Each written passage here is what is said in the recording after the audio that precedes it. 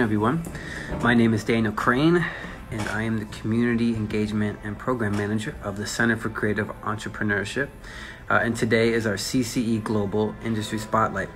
Every Thursday at noon, live on Instagram, we talk to different organizations, entrepreneurs, small businesses, about what they're doing, their art, their process, their struggles, and just learn more about their path in entrepreneurship.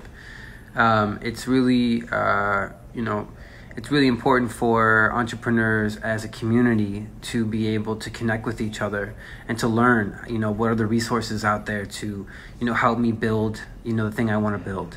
Who are the people I should talk to? And that's why, the Center for Creative Entrepreneurship was started.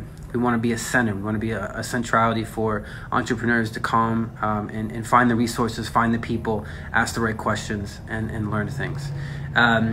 If you go to our website, cceglobal.org, click on events, all week we have events that are happening, free webinars, free boot camps. Of course, things are starting to open up, so please be on the lookout for some select in-person programming at 2112 that we will be launching in the summer. A couple of exciting things coming up. On June 12th, we have TunePad Northwestern putting together an amazing program that teaches kids how to write code while teaching them to create beats. Should be really a great program. That'll be just streaming live. That won't be an in-person event. So lots of cool things to be on the lookout for. I hope everyone's having a good day. Really excited about bringing in our next guest, Caswell, who is an entrepreneur, does many different things, also a good friend. And let me just bring him in. Give me 1 second.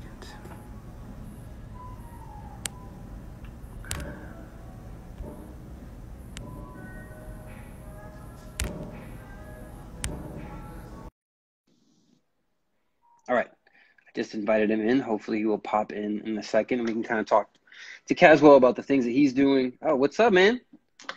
What's going on? There he is. How's it going? Good, really good. Thanks for taking the time to talk to me today. Caswell and I have known each other for a long time. We first met in the music space.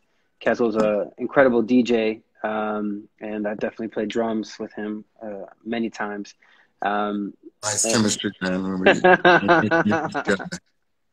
It's all about the look. Like, oh yeah, that's they look like they know what they're doing. Yeah.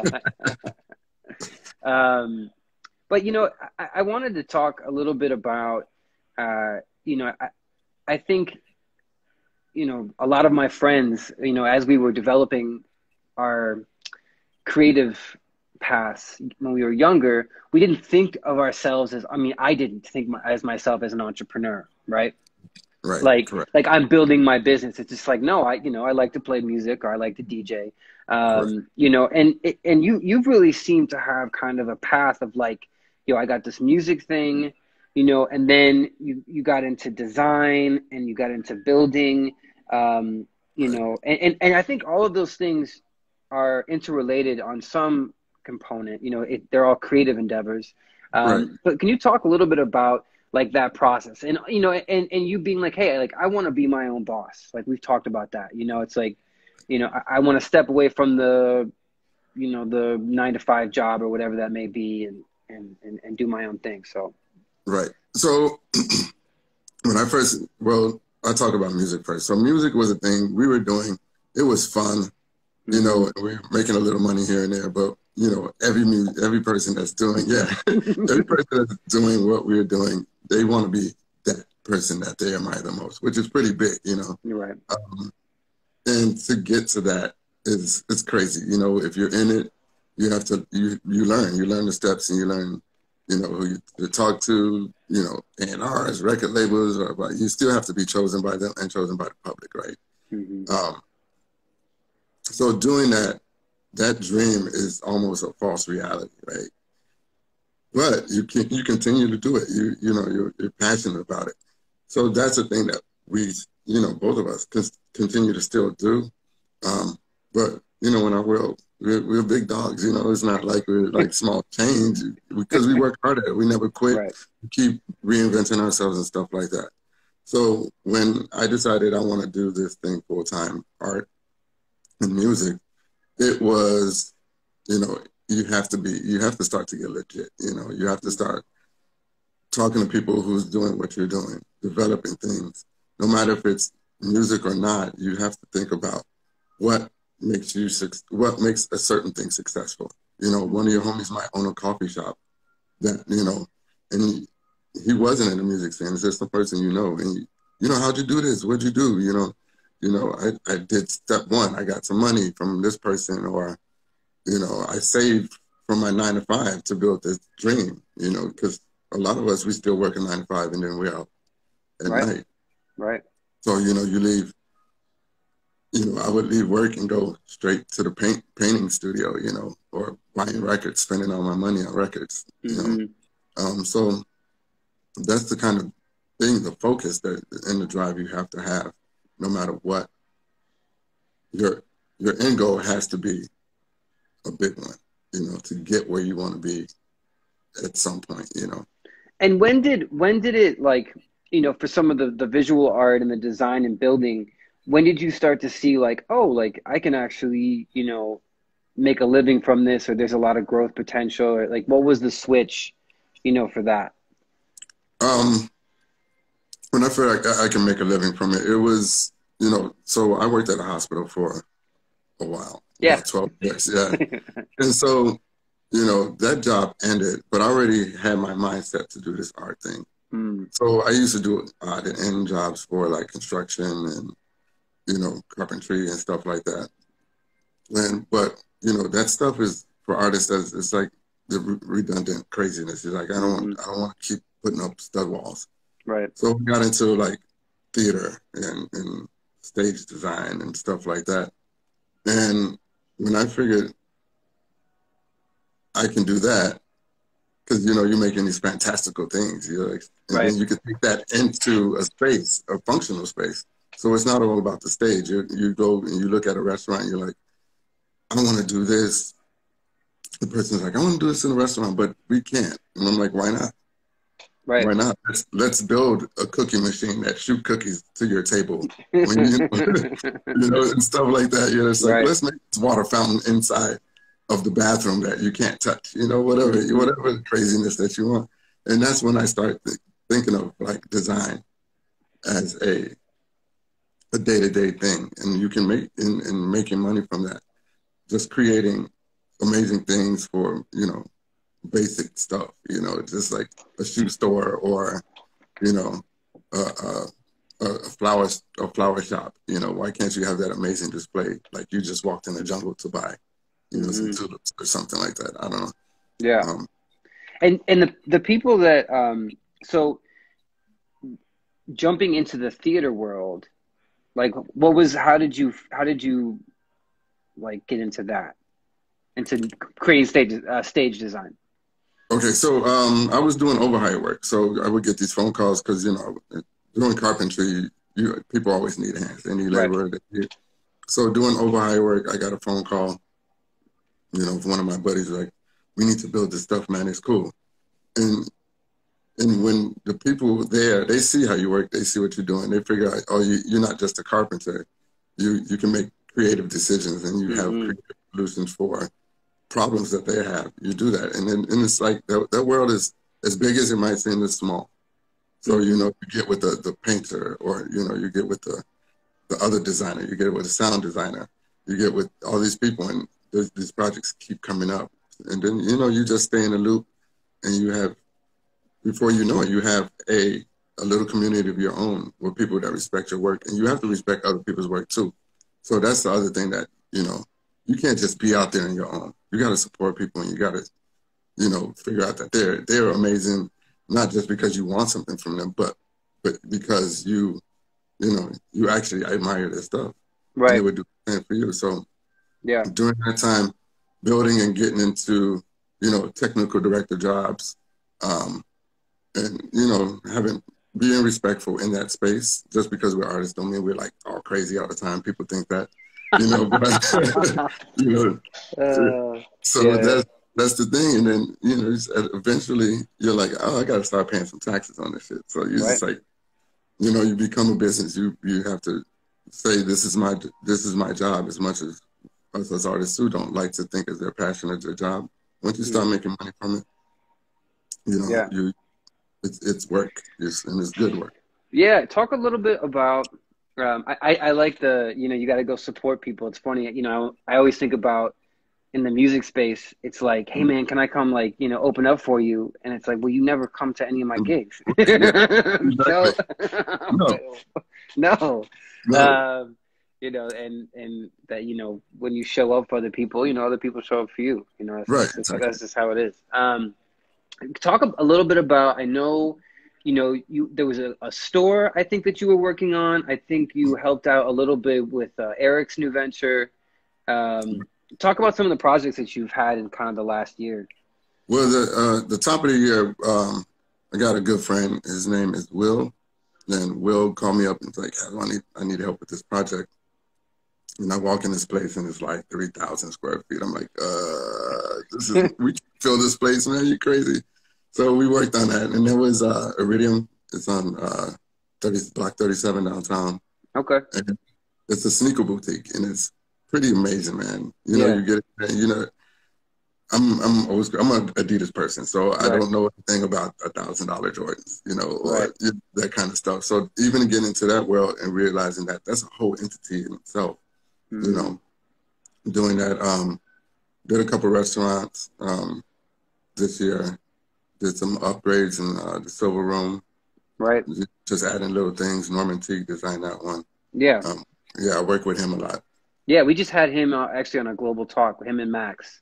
Oh, nice. Yeah. You know, last week we were talking to them about kind of design and their process. Mm-hmm. So we're going to be working on the new Silver Room, the Bronzeville Winery together. Yeah. That's so awesome. we're doing that. That's coming up, opening late summer.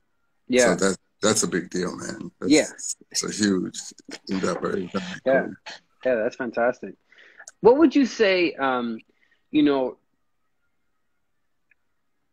what advice would you give? I mean, you've already given some, but like, you know, for people who I'm having like a lot of thoughts at once. My first thought is that a lot of people right now, you know, who are finding new careers because of the pandemic, or developing new careers, right? So you were a musician one time, you know, or you still are, but you're also like, hey man, like now I make furniture too, and I'm really into that, right? Like, and I think especially when you're in the creative industries, you know, you kind of have to be entrepreneurial because you also need to figure out how to make money, unless you got a 9 to 5, right? Unless you have like a consistent paying gig. But you know, what has been some of the things that you feel like have kind of held the thread of your career together? You know, for other people out there being like, yo, man, I really want to get into design, or I really want to get into music. You know, I think the one thing that you shared is that show up for other people, they'll show up for you. That's 100%. But what are some of the other things?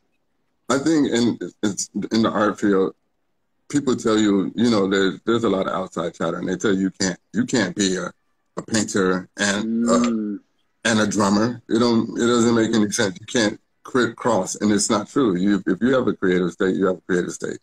You know, and if you are those people, you should cross them. You should. You know, music and visual art is one, like the patterns are, you know, are there. So like what I would say about moving forward in a career path as a creative person and entrepreneur is, who would you say, like, to go for it and be clean, you know, don't worry and work hard. You have to like focus. You don't have to focus on one thing, but if you're doing this, do that. You know, if you're doing this, do that also. But, you know, you can't, I use drum and painting because that's what you can't drum and paint at the same time. I mean, it's pretty amazing if you could, but, you know, it's messy, it's chaotic in it. Right. So, you know, if you're doing music and it's those, like I said, with the design thing, those worlds, they cross. So if you have those people and you share those ideas with other people, it'll come, you know. And, Yeah. I- and but then what I think too, like you said, the career paths are changing because of the pandemic and because of the economic situation that been going on. I think more creative people are turning into entrepreneurs because what they went to school for, what they thought was gonna be their bread and butter, their winner, is not. So they might as well do what they're passionate about, right? Mm-hmm. And Yeah. I think that's really a solid thing. And don't worry about it. You know, we're all gonna eat it. It depends on what you want to eat. You know, Mm-hmm. ramen or steak. You know, at some point you might be putting steak in your ramen. So so Yeah, yeah, especially because it's like, yeah, like I'm a little tight this month, so yeah, no Argentinian steak. But what would you say amidst your community are some of the resources that people are looking for? Like you're like, hey man, and this is asking from our organization that really wants to support entrepreneurs. What are some of the things that you think are valuable for people in terms of resources? I think funding, real funding. When I say real funding is, I apply for grants and stuff all the time. And what I run into as a visual artist, trying to get grant money to grow my business and stuff, and just buy basic amazing supplies or a tool or Mm-hmm. something, Mm-hmm. is that as a visual artist, they want me to write a 20-page grant letter to get money for something. I'm not a writer. Why Right. should I have to write a 20-page grant letter? If I show you I was in this show and I won this and I did that, Mm-hmm. and you have proof of that, and you give them 5 pictures of your work, and even if you want an in-person or a phone interview, that should suffice as, I'm a visual artist, because there's grants for writers, Right.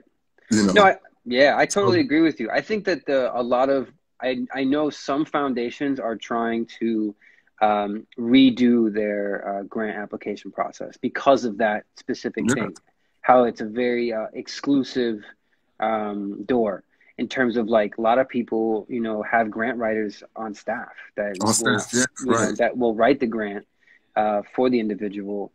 And like you said, exactly what you said, you're not a writer. I'm not a writer. mm-hmm. We don't know the language, and we shouldn't have to We really should, to a certain degree if the work has been done. Um, but yeah, I'm glad you mentioned that. Well, Caswell, I don't want to take I could talk to you all day, yeah, but but I think I'm really I'm inspired about kind of all the things that you've accomplished. I knew you as this incredible DJ, mm-hmm. and we loved a lot of the same music. A lot of Brazilian heavy, like samba based stuff. Like it was just I mean, yeah, we were into it. But to see kind of how you've opened up this world into visual design and building and fabricating, and how all those things kind of interplay in being an artist. Um, for a lot of entrepreneurs out there, I think the exploratory process is really important, and the community that you build around that process is essential to your growth. yeah, So definitely.